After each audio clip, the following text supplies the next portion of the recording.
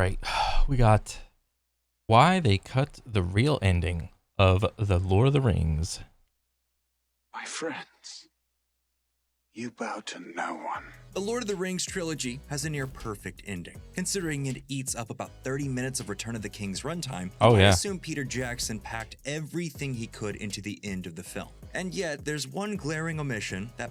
I mean, when I first saw Return of the King, I thought it was a great ending, but this comes with the fact that I did not read the books. I am, however, trying to read the books right now. I'm like halfway through The Hobbit, and it's really enjoyable. And I 100% see a couple scenes that they left out from the Hobbit movie. I mean, understandably so. But yeah, like yeah. Book readers have been debating over for 2 decades. One that would have completely altered the themes of the Lord of the Rings trilogy. Here at last, on the shores of the sea, comes the end of our fellowship. Before we go on this adventure together, be sure to like this video and subscribe to Nerdstalgic if you're into deep dives like this one. We've sung their praises and lauded Peter Jackson, Philippa Boyens, and Fran Walsh as stellar creative talents. And why wouldn't we? The film franchise is held in high regard for countless reasons. Jackson and his cohorts have a reverence for J.R.R. Tolkien that's apparent across practically every frame of the Lord of the Rings movies. Sure, some changes were made. Overall, though, the world and stories of Middle-earth remain remarkably intact. The creative... This is always like a question that, I don't know, that seems to be getting raised more and more.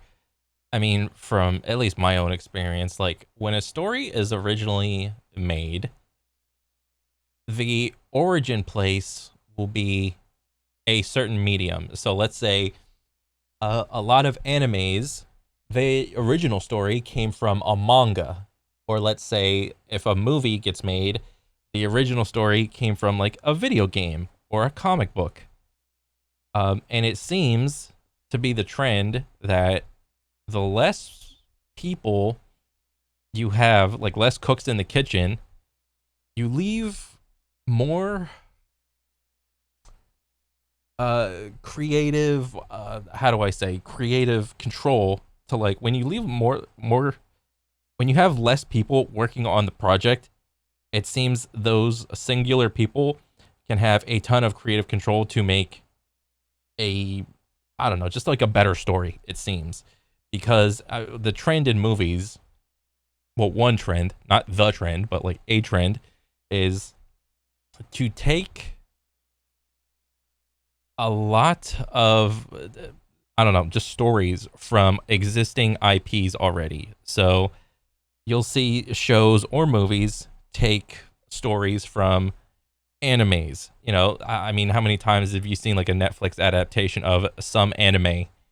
And most of the time they're pretty bad because the translation from anime, like what works in an anime will probably not work in a live action scene.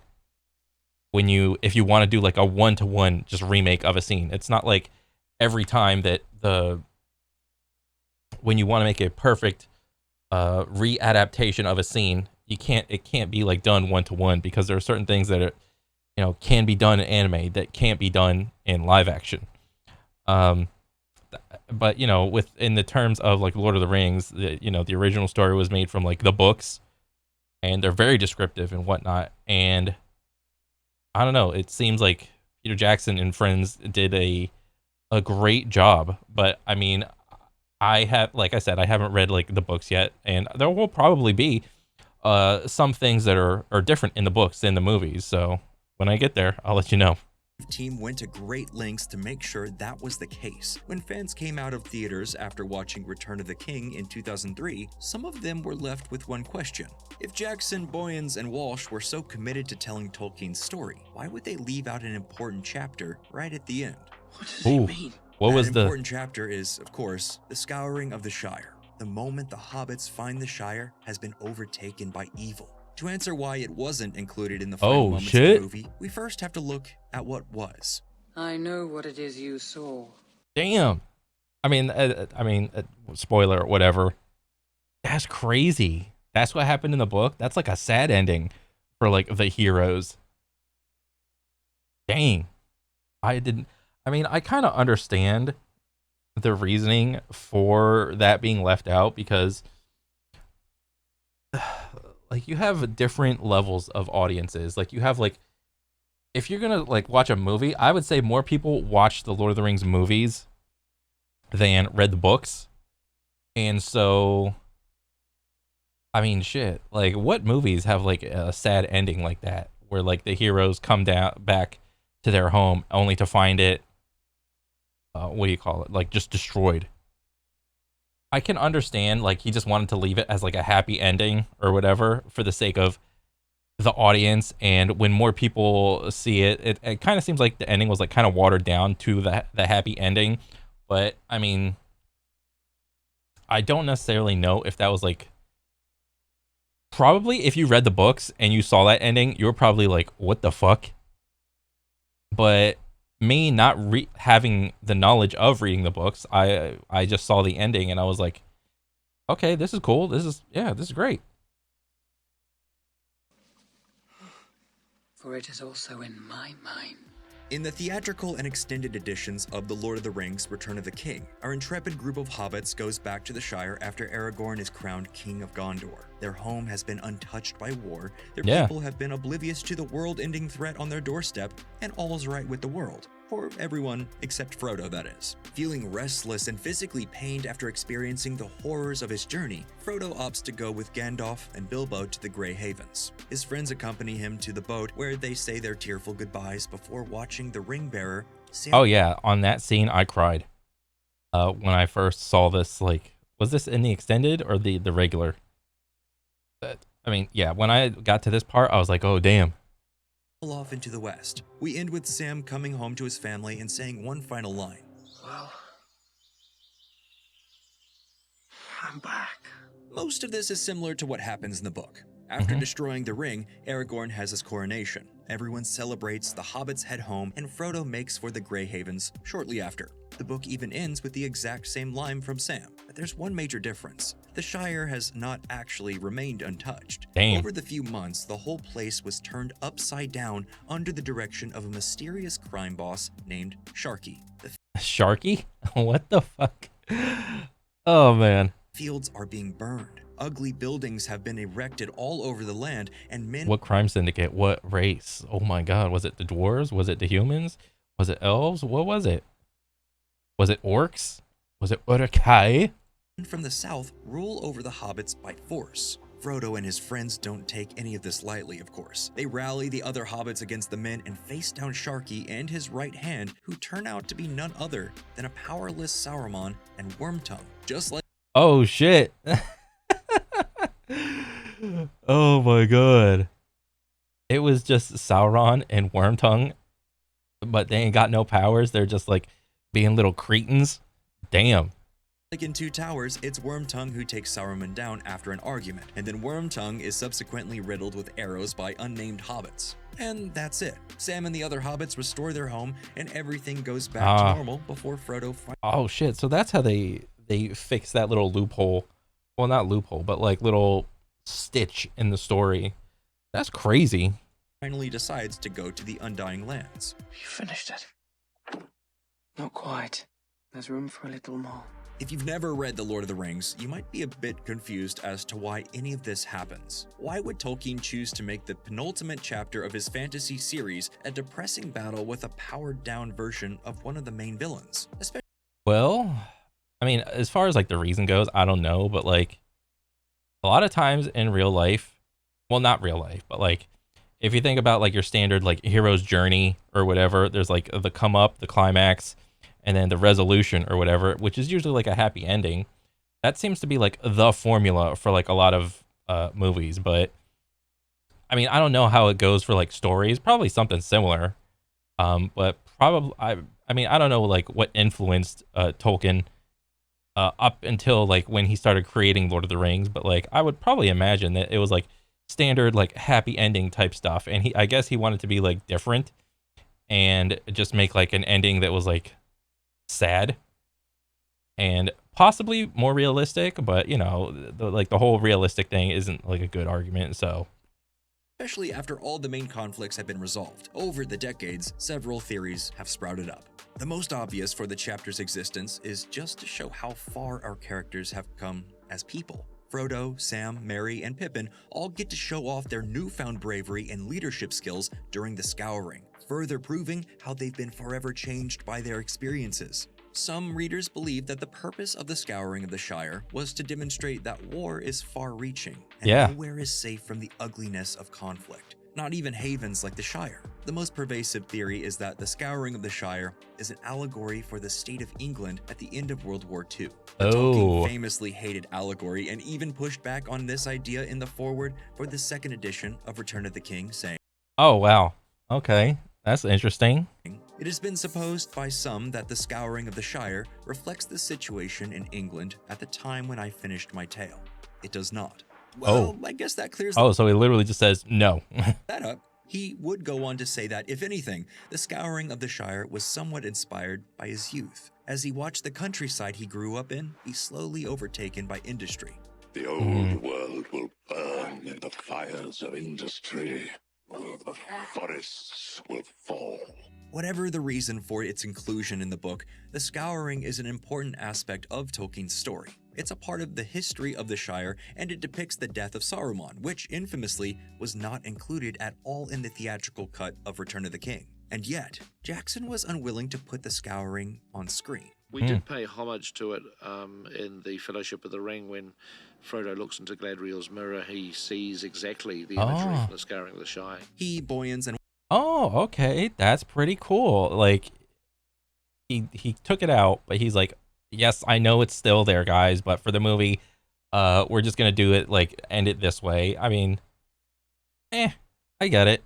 Walsh knew from the beginning that it wasn't going to make it into the movie. It was never shot, and as far as we know, it was never in the script at all. To sort of deviate into a completely different event and storyline, to me, felt anticlimactic, I guess is what I'd describe it. Which makes sense. Jackson's version of The Lord of That's the Rings fair. is a grand tale of massive scope. Suddenly pivoting to a bunch of hobbits enacting guerrilla warfare on a group of invaders would have been in direct opposition to the solemn and epic tone of the film up to that point. Especially, I mean, it's just like a different ending, a different version of the story, essentially, what we got out of the movie.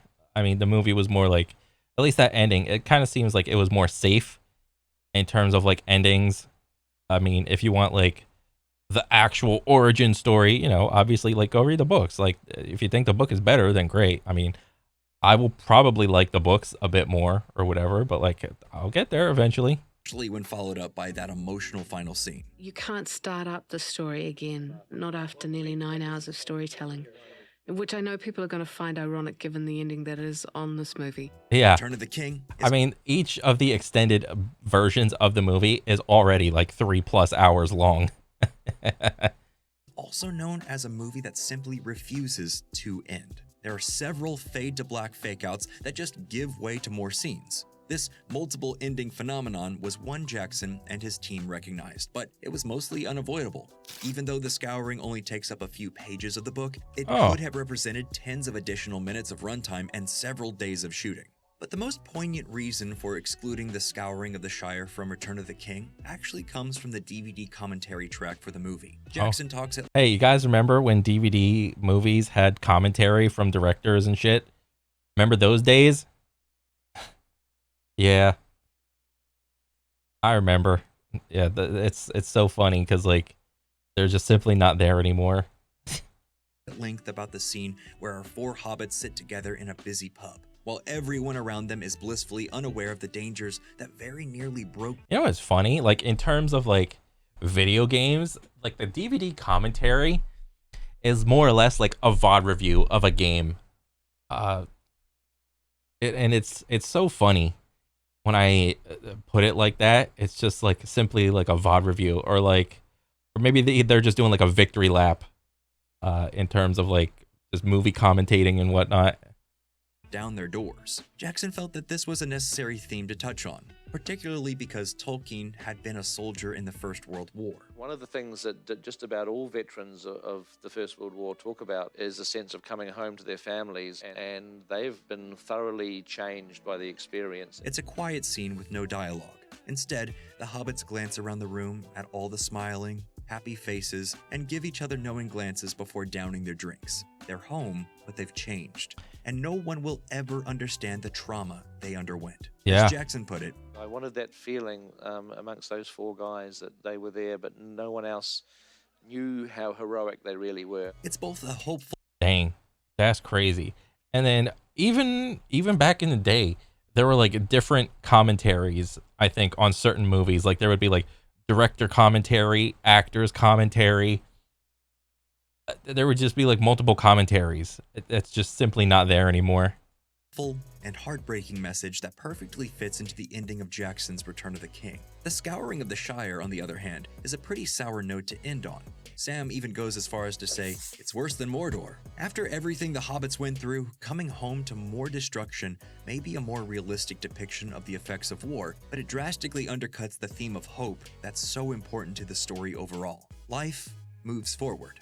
The road goes ever on, and good wins over evil as long as there are heroes to fight it. It's important to show audiences that even when you're facing unspeakable horrors, there are still things in this world that are safe and good and worth protecting, even if they don't know you're protecting them. Jackson, Boyens, and Walsh understood this, and they That's were cool. right to cut the Scouring of the Shire in favor of the scenes we ultimately got in Return of the King. Again, like he paid homage to it. That's just so crazy that little thing, that little vision or whatever, that was supposed to be the true ending. That's crazy. But that's just what we think. Now we want to hear from you. Do you think they should have kept the Scouring of the Shire in Return of the King? Let us That would have been, I mean, honestly, I think I'm fine with like the current ending of the movie. Maybe my opinion would have been different if I read the books first, but I mean, people still regard The Lord of the Rings as like the best trilogy in like Hollywood history. So, I mean, you can't be mad at that. Let us know down below, and while you're at it, be sure to like this video and subscribe to Nerdstalgic for more content like this. Nice, dude. Bro, that's crazy. I had no idea. I mean, essentially, they're just like wanted to keep the theme of hope and whatnot, and not wanting to go back to like more fighting scenes and all that shit. But dang, that's pretty cool. I dig it 100%. I like seeing like the Lord of the Rings and like Star Wars shit like from Nerdstalgic. I love it. But yeah, that's pretty much it for me. I'll catch you guys on the next one. All right, later.